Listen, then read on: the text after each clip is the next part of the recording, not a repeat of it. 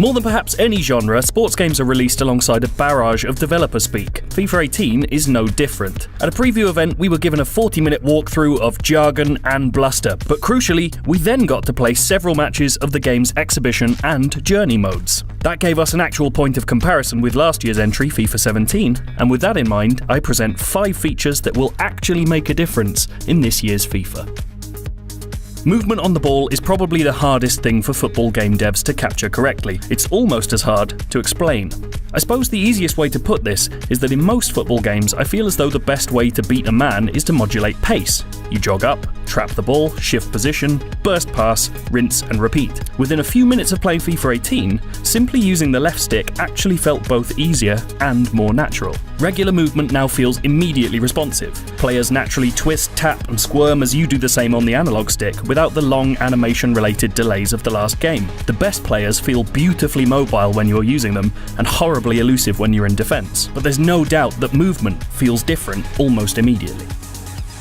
In a basic sense, The Journey's second season, or the hilariously dramatic The Journey Hunter's Return, as we're supposed to call it, is a simple continuation of the first FIFA story mode. Boy done good Alex Hunter is back, and through the miracle of safe transfers, is beginning his next chapter with your chosen club. EA's touting the main change as the fact that you can now customize Alex, gearing him up with the best sports casual clubber and a ludicrous haircut. It's also hinted at sections where you play as different characters, and nodded towards the lure of football outside of England with the inclusion of Cristiano Ronaldo as a voiced character. To me though, it's the change in tone that feels different.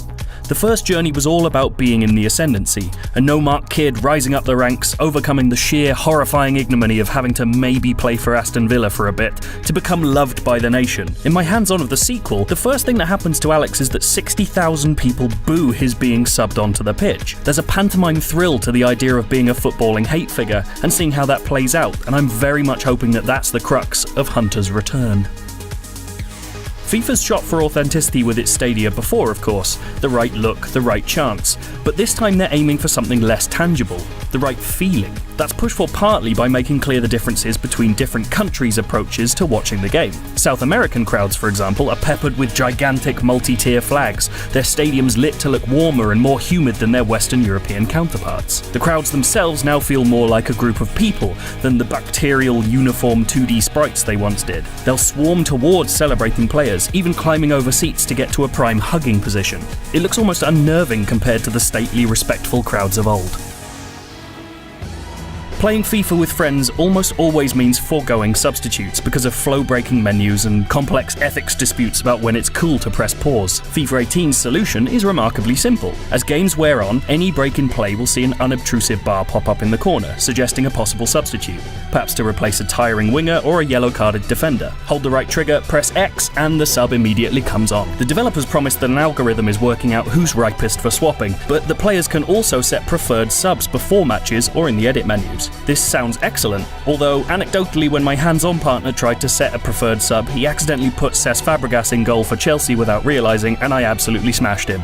Make of that what you will.